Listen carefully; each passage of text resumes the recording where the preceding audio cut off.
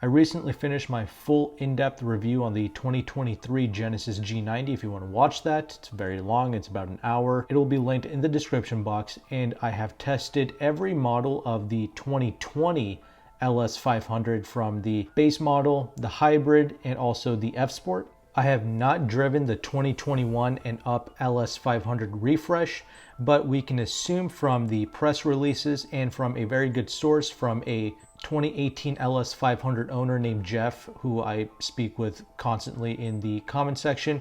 He has shared with me that he has driven the 2021 and up LS500, and he did report that it is a little bit more comfortable and quieter than the 2018 that he had. However, I will say this, I really prefer the interior of the 2018 to 2020 LS, but we'll get into that a little bit later. So let's go ahead and let's talk about the exterior first.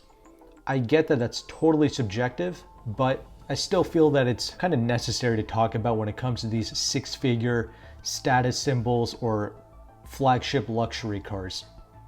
It's something that you're going to pull up to a fine restaurant in or fine hotel in or whatever, and you want a car with some presence. And fortunately, in my opinion, I think both of these cars have an incredible presence out on the road. Many people were looking and gawking and staring at both of these cars when I was testing them, both the G90 and the LS. Some people might say that the LS looks too similar to the ES. It's much like the S-Class Mercedes, where the C-Class and the S, it just looks like an elongated version of the smaller car. But for whatever reason, the S-Class and the LS, it has its own totally different demeanor and swagger when it's rolling down the road compared to an ES or a C-Class. In my opinion, I think getting the F-Sport LS is the way to go, and it's primarily because I think the LS is actually a great driving car, and I'll talk more about that next. But the F-Sport with its blacked out grille, the 20-inch wheels, it just looks proper. And the G90, well, that's a massive, newly redesigned car. It has its own look and feel. It's mainly the wheels on the new G90.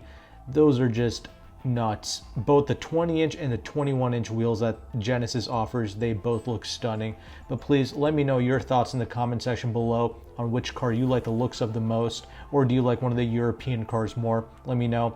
But let's transition over into the drive, because I think this is what's most important. Both of these cars are flagship luxury cars, and I get it. This isn't the most important segment in the planet. Even people with the means don't drive flagship cars necessarily. They'll just get the next model down, like an ES Lexus, or someone will get a G80 Genesis over a G90.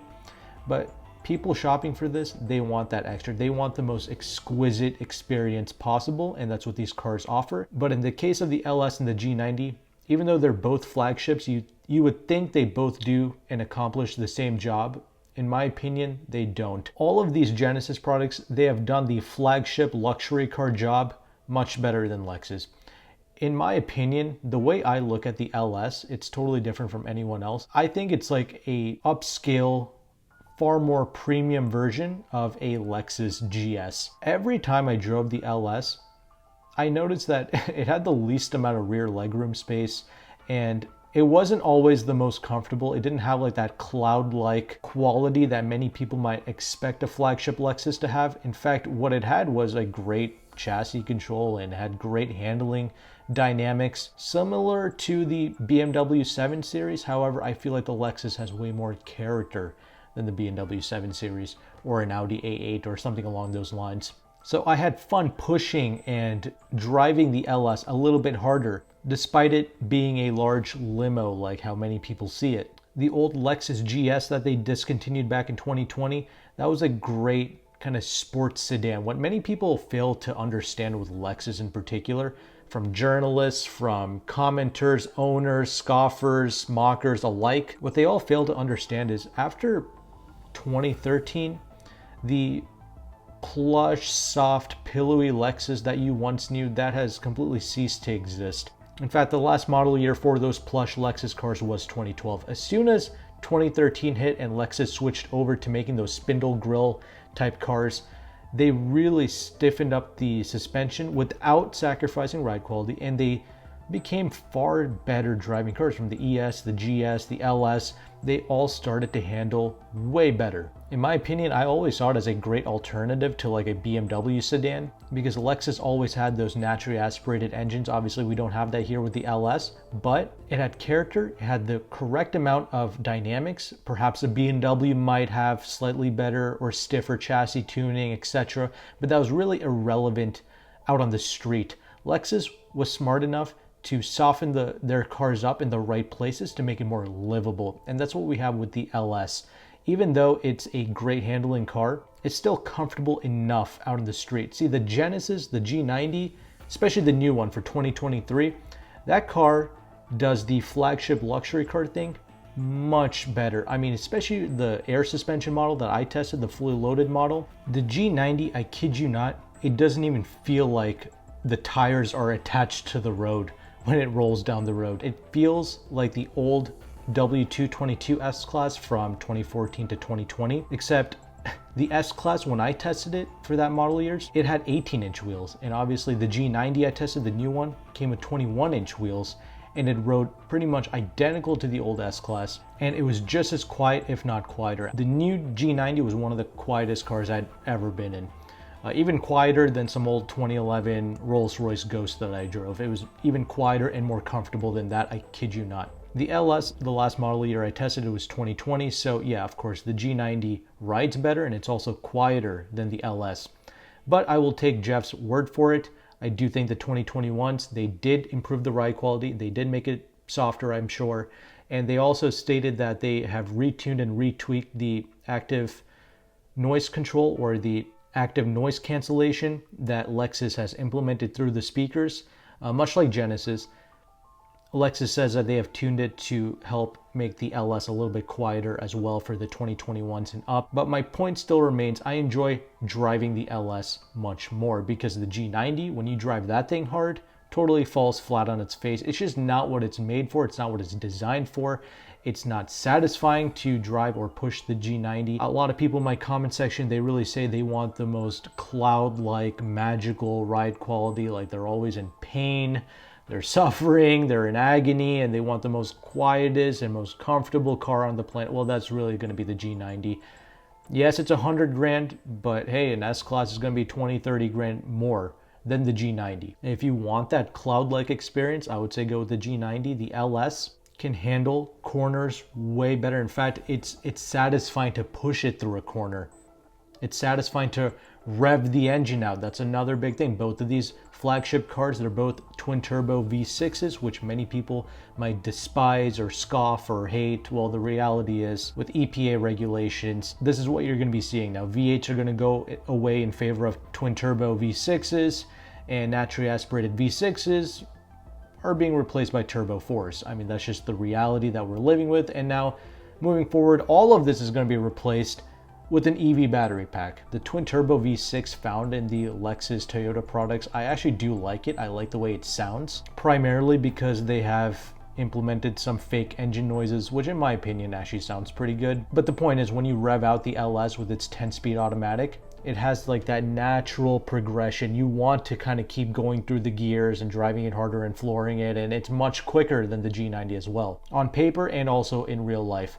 The G90, it's got an 8-speed automatic. It's also got a twin turbo V6. I mean, the one that I tested had the E supercharger on it with over 400 horses and 400 pounds-feet of torque. Regardless, the LS still outperforms it on paper. But even the fastest model of the G90 didn't feel anywhere near as quick as the LS in my opinion, and nor is it satisfying to floor it or to hear that engine or to play with the transmission, because the 8-speed, the way they have tuned the G90, it's the complete opposite of the LS. Like, even though they're both in the same class and category and size, the way these two cars drive, it's totally different. The G90, it's really made for chauffeur driving. In fact, it even has a chauffeur mode. The reason why the 8-speed in the G90 and the engine is so lethargic and slow to react is because they want to decrease the amount of shock that the occupants will feel when the vehicle gets up to speed. They wanted to make the Genesis experience as imperceptible to the occupants as much as possible, the rear occupants, etc. Whereas the LS, I mean, it comes with an F Sport package. I mean, it's not standard, but it comes with that. Why? Just about every Lexus car will have an F Sport variant attached to it because Lexus actually cares about driving. This is what Lexus does not get credit for, and that's what most people don't understand. That's why I see it as a bigger brother to the GS or an enhanced version of a GS with a much better interior space, with more refinement, with a better ride, and just as good handling demeanor. And we have a twin turbo V6 as opposed to the naturally aspirated V6 found in the GS. Now on a higher level, the GS came with a GSF model as well with the 5-liter V8. That was the performance model. Well, obviously that doesn't exist, and that was almost 90 grand, the GSF. An LS is around $83,000 for an F Sport variant that I have selected and picked out because I don't want the air suspension with the Lexus LS. It's nowhere near as good as the G90's air suspension because it makes the ride quality all stiff. It didn't enhance the Lexus to ride better or to handle better. When I option a car, the way I option it, it's to enhance the car's strong points, if you will, like what the car already does well. And I recognize that the LS is a great driving car. It doesn't do the limousine luxury car thing very well. In fact, the Lexus ES does the luxury car side of things a little bit better than the LS in my opinion, for like almost half the price. So the LS, I recognize that it drives great, so I'm going to option it with the F Sport package. And I also recognize that the air suspension is not well tuned. Maybe they improved it for 2021, I don't know, we'll see. But for the Genesis, it was their first attempt at a air suspension and they completely nailed it. That's exactly how air suspension is supposed to feel on a flagship luxury car. It's supposed to completely isolate you from all bumps, small ones and large ones. The LS, totally not doing that. So let's ditch that. Let's get the F Sport to enhance the suspension further and get upgraded brakes so I can drive it harder like the way I want to. So because I am foregoing the air suspension on the LS, I also cannot get the dynamic handling package, such as the variable gear ratio steering rack and a few other things, which again, not necessary. The regular coils, that's what the Lexus does best on. Now you have a pretty good idea of driving the LS versus the G90. The G90 is the true cloud and the true luxury limousine here in this equation. Lexus LS, surprisingly, that's the driver's car, and many people can't really see that, but hopefully you can see it now. Let's move on to the interior now. Both of these cars have a fantastic interior space. However, in my opinion, the 2018 to 2020 LS had my most favorite interior space, and I like the interior on the base LS more than I like it on the F Sport model, because the F Sport, it takes away some of the interesting design cues that the regular LSs had. But regardless, all that has changed, and for 2021 and up, the LS has a new interior. They ditched the infotainment that was hidden behind the piece of glass and had the touchpad. Many people despise that infotainment. However, I liked it, and also I liked the way it looked as well. Sitting behind that piece of glass, it just looked like a piece of art. It looked more elegant than their new 12.3-inch touchscreen that they just kind of slapped in the LS.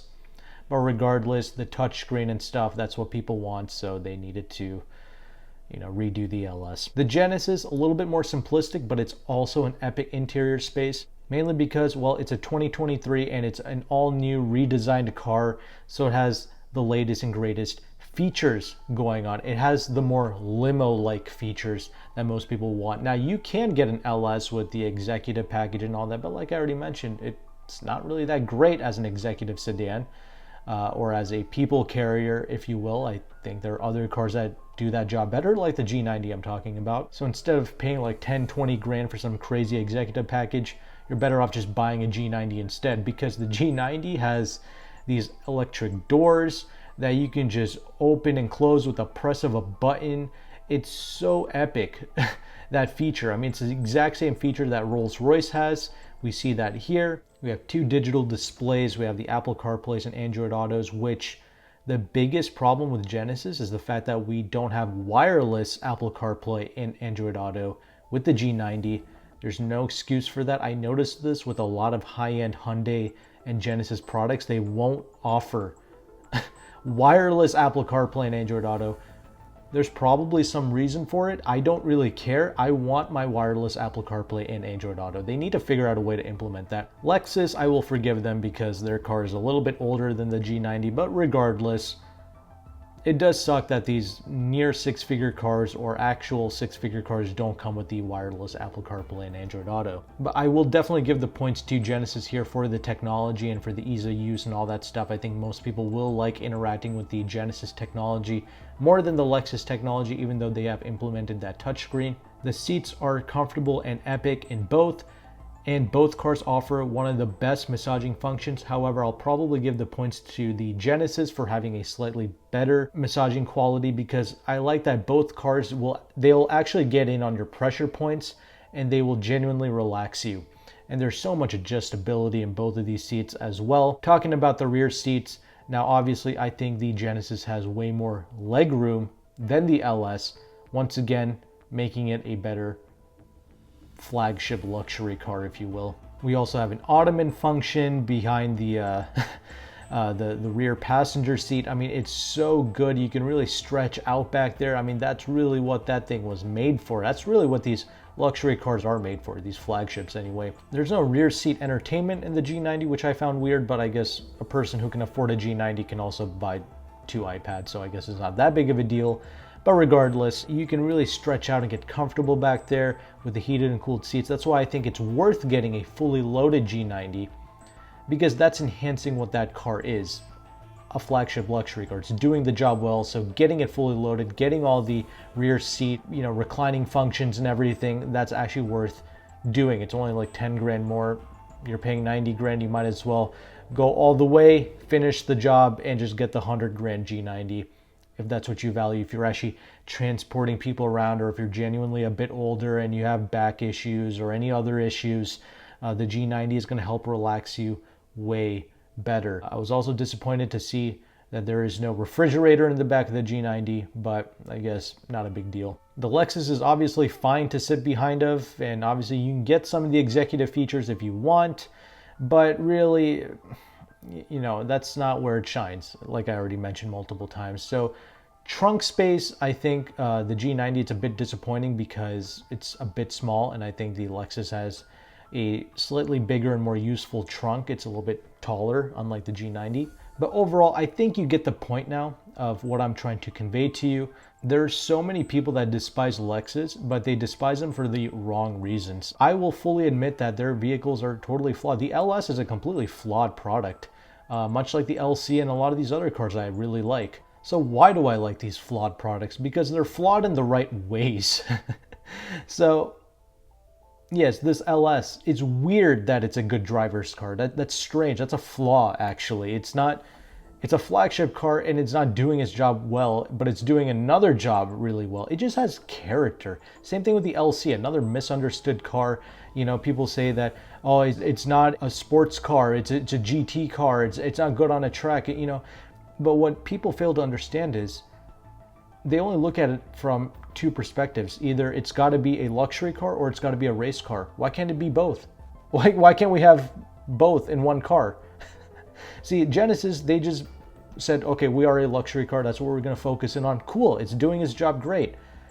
But that doesn't mean we can't like something else for a different reason. Sure, BMW might have a slightly better agility or driving handling, or it might do the figure-8 nutsack thing in 0.2 of a second faster than an equivalent Lexus, but that's fine. It doesn't need to be quite that razor sharp, because they're smart enough to implement the correct amount of softness to actually be a compliant and good road car, a good luxury product. You're practically swimming around in semi-aniline, high-quality leathers and woods and materials. It oozes character, the Lexus. And same thing with the Genesis. That thing also has character that many of the European cars lack. Something like the 2027 series that I tried felt like distilled water. I mean, felt like it had no soul, had no character. I mean, there's no swagger. It just felt like a high-quality cardboard box. I mean, it's just so weird, the 7 series that I tested. However, I think they're improving. 2023 BMW products might be a little bit better. That new i7 is intriguing me because when I drove the G90, I thought, well, for this car to be next level, it needs to be an EV. right? That would be the next level to fix its drivetrain issues. It's not actual drivetrain issues, but you know what I mean. EVs, that's that next level of smoothness for a flagship luxury product. With the LS, I don't really think it's necessary for it to go full EV because I actually do like the way the twin turbo V6 feels and sounds. But regardless, hopefully I was able to shed some light on these Lexus and Genesis products. Both cars, you know, they get a lot of hate and scoffers and mockers and trolls. I get it. When I was younger, I didn't know any better and I hadn't tried any of these cars, and I was just a Euro fanboy all the way because that's what the mainstream tells us is superior. Basically, they just go off of a spec sheet, and I don't. I hardly mentioned any specs in this video. I was showing it to you in the video because people, so you can read on it, but I mainly just care about how these things feel because we're humans, and we can read specs all day long, but there's also the feeling element, sitting in these cars, experiencing these cars. It's just on a totally different scale of what most of these European cars are doing. They're starting to get better, in my opinion, for 2023s and up, but I still think Genesis and Lexus, they will always have that signature feel that I think is very special, and they're great in their own unique and different ways. There's also the price element. When I spec'd out a LS, it was 83 grand. A fully loaded G90 that I would have gone is 100 grand. So there's a $17,000 delta there as well. Obviously, I get it. None of these cars are about value. People in this segment, they just go buy whatever they want. But I just want to let you know there is a price gap here as well. So that can certainly sway some people one way or another. Most people, they typically are business owners looking into this, stuff like this, so they'll probably lease these cars. That's the price, that's the way they drive, the way they ride, the interior, all that good stuff. Let me know your thoughts in the comment section below on which one you would choose. I'll have the next video on the end screen here. Check it out. Thanks again, and I'll see you there.